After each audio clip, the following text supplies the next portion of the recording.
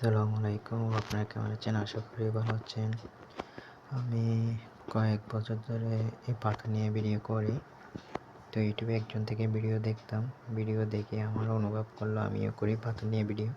তো আমাদের বাংলাদেশে এই বিল্ডিংয়ের কাজে এখানে বালুতে খুঁজতাম, সাগর পাড়ে খুঁজতাম এরকম পাথর, সুন্দর সুন্দর পাথর।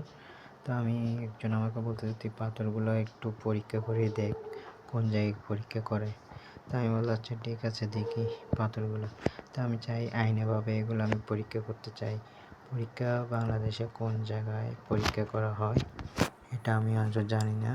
যারা জানেন বাংলাদেশে কোন জায়গায় পরীক্ষা করা হয় পাথর, তো আমাকে কমেন্টে জানাবেন, বেশি বেশি করে শেয়ার করবেন।